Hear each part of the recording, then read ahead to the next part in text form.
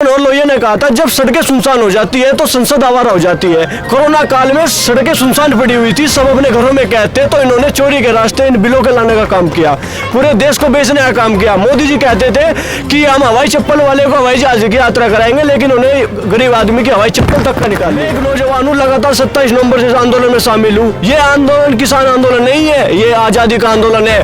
पहले भी ऐसे ही कारपोरेट देश में आए थे और अब फिर दोबारा आने वाले हैं। हमें देश बचाना है। और जो ये लोग कहते हैं कि यहाँ पे संख्या कम है, मैंने कहा भगत सिंह कई कितने नहीं थे, भगत सिंह अकेला था। हम यहाँ पे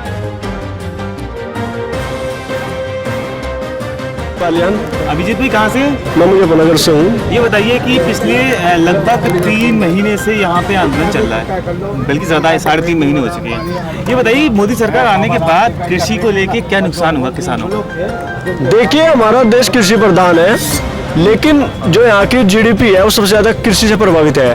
मोदी जी चाहते हैं कि भारत का पेरिस बना दे। यहाँ का मजदूर, किसान, युवा, हर तबका अगर एक रोटी भी खरीदे जाए तो शॉपिंग मॉल से खरीदे, जिसकी कीमत 100 रुपये होगी एक रोटी की। ये चाहते हैं। मोदी जी को हर चीज़ से टैक्स चाहिए। सबसे ज़्यादा टैक्स इन्होंने कृषि यंत्रों पे लगाया है। कार लेने जाएंगे तो आपको 8% ब्याज देना होगा, ट्रैक्टर लेने जाएंगे तो 18% आपको देना होगा। तो हम लगातार जो कृषि बिल लाए हैं, जो डेड वारंट है किसानों के लिए, हम इनका अगस्त से विरोध कर रहे हैं। जब ये सदन में पास हो रहा था तब हम दिल्ली की सीमाओं को घेरने चले थे अपने खेत से, तब इन्होंने तानाशाही रूप बना के हमें बैरिकेडिंग और फोर्स लगा के यहाँ रोका था। इन्होंने जबरदस्ती जो बिल पास कराए हैं, कोरोना महामारी में जब देश कोरोना से जूझ रहा था, देश की अर्थव्यवस्था बिगड़ी हुई थी, तब जाके इन्होंने चोरी के रास्ते इस कानून को लेकर आए ताकि किसानों की जमीनें कारपोरेट को बेच सके। डॉक्टर मनोहर लोहिया ने कहा था जब सड़कें सुनसान हो जाती है तो संसद आवारा हो जाती है। कोरोना काल में सड़कें सुनसान पड़ी हुई थी, सब अपने घरों में कहते तो इन्होंने चोरी के रास्ते इन बिलों के लाने का काम किया, पूरे देश को बेचने का काम किया। मोदी जी कहते थे कि हम हवाई चप्पल वाले को हवाई जहाज की यात्रा कराएंगे, लेकिन उन्हें गरीब आदमी की हवाई चप्पल तक का निकाल ली। तो इस तरह का काम ये भाजपा सरकार कर रही है। मैं एक नौजवान हूँ, लगातार 27 नवंबर से आंदोलन में शामिल हूँ। ये आंदोलन किसान आंदोलन नहीं है, ये आजादी का आंदोलन है। पहले भी ऐसे ही कारपोरेट देश में आए थे और अब फिर दोबारा आने वाले हैं। हमें देश बचाना है। और जो ये लोग कहते हैं कि यहाँ पे संख्या कम है, मैंने कहा भगत सिंह कई कितने नहीं थे, भगत सिंह अकेला था। हम यहाँ पे आए हैं, पूरे देश की लड़ाई लड़ रहे हैं। हमें अपने देश की जमीन को बचाना है। हम अब की बार लोहड़ी यहाँ मनाई थी, होली भी यही मनाएंगे।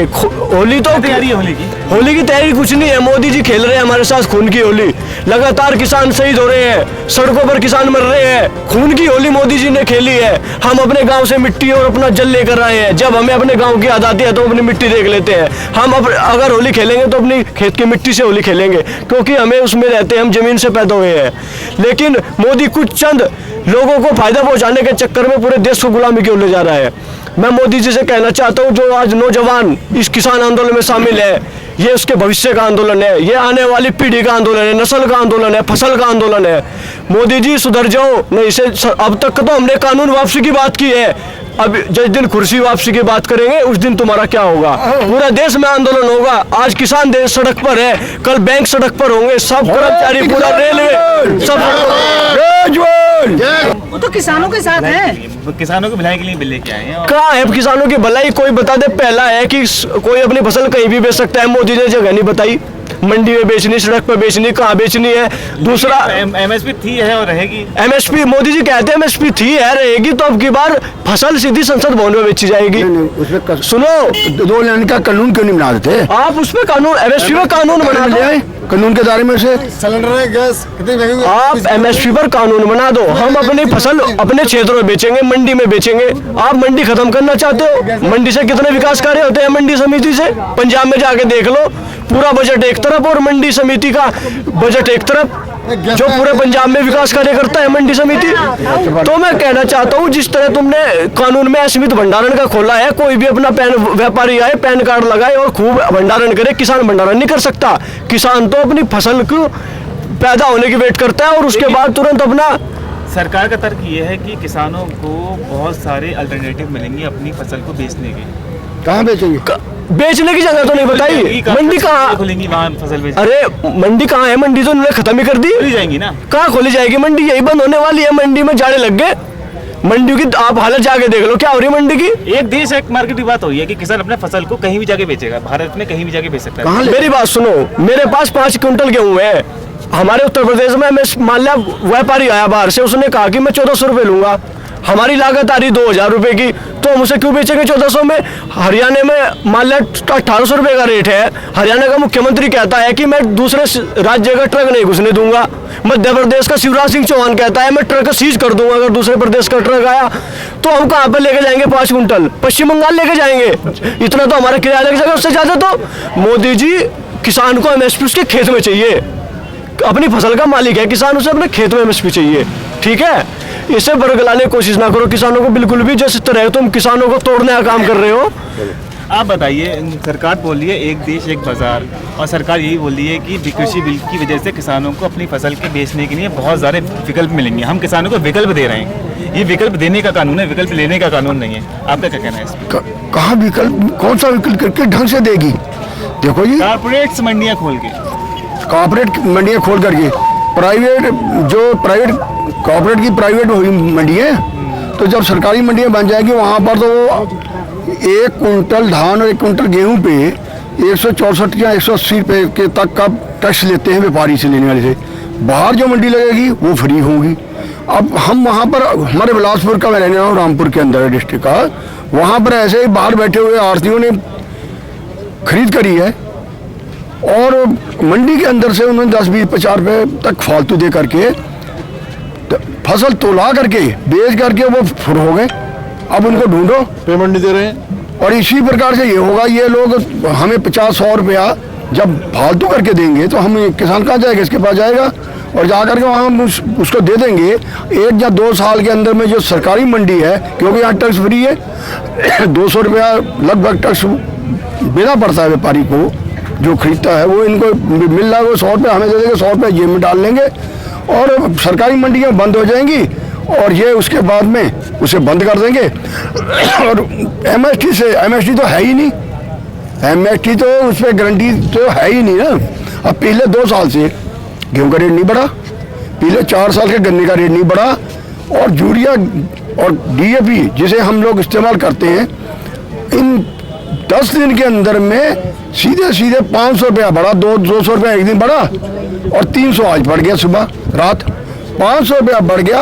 और किसान को इन्होंने 50 या 100 रुपया कुंटल का रेट नहीं बढ़ाया, उसमें कोई रेट नहीं सरकारी आई है, वही पुरानी 2 साल पुरानी। तो किसान कहाँ जाएगा, कैसे बचेगा किसान? कैसे किसान बचेगा? एक सवाल और भी है, और बिजली सुन लीजिए, बताइए। उसमें बोल रहे हैं कि पंजाब के और हरियाणा के जो किसान है वो अमीर किसान है और वो यहाँ पे आंदोलन कर रहे हैं, बाकी जो नॉर्मल या मध्यम वर्ग किसान है वो इस आंदोलन से दूर है।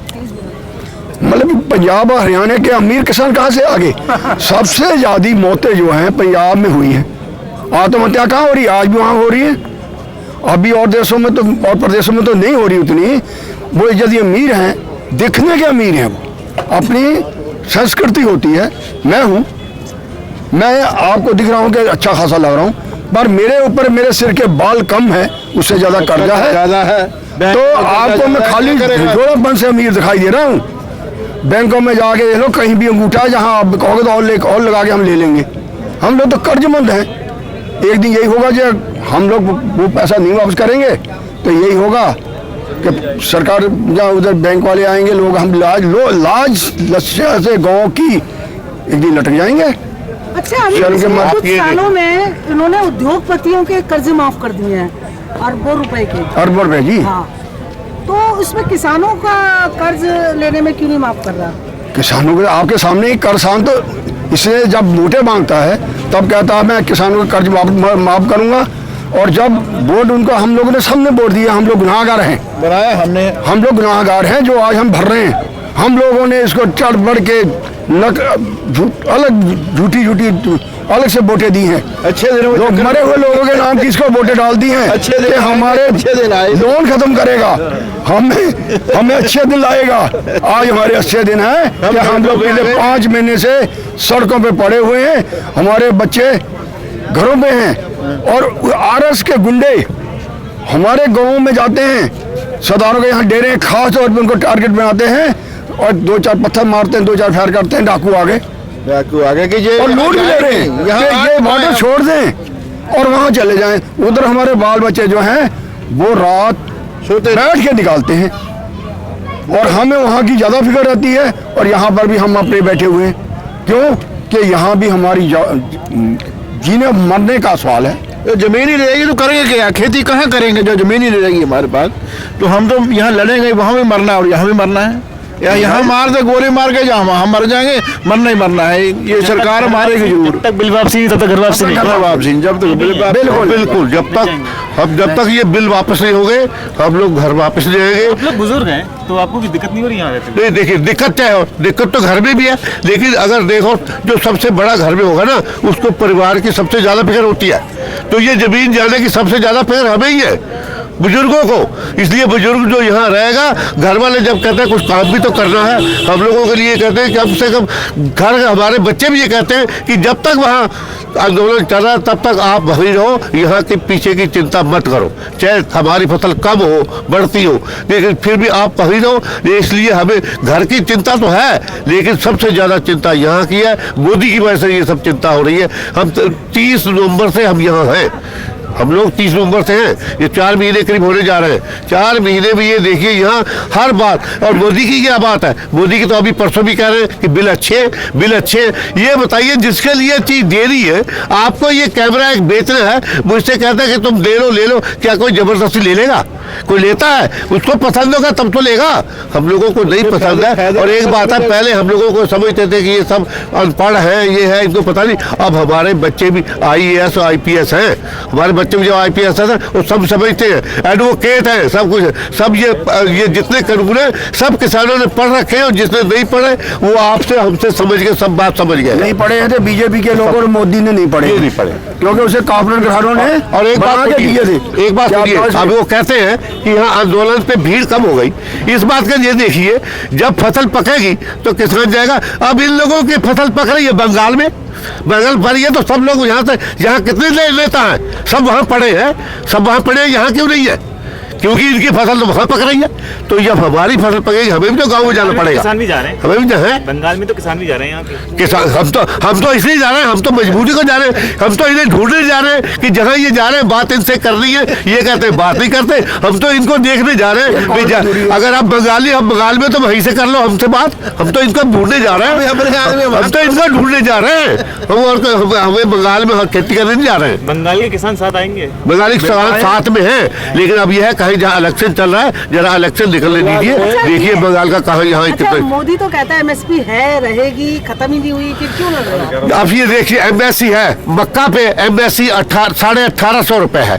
ये बताइए कि 1850 रुपए में पूरे इंडिया में अगर आपने, मैं कह रहा हूँ 1000 टन भी अगर खरीदी गई हो, तब तो बताओ पूरे हिंदुस्तान में मक्का 800 से लेकर 700 और 1000 तक बिकी। और एक बात और सुनिए, ये क्या चाहते हैं, वही मक्का जो 800 रुपए में बिकी है वो रामदेव लाला ने खरीद के आज उनका आटा 50 रुपए किलो उनके मॉलों पे दुकानों पे बिक रहा है, वो इसी मक्का का जो मक्का हमसे 8 रुपए किलो ली गई है।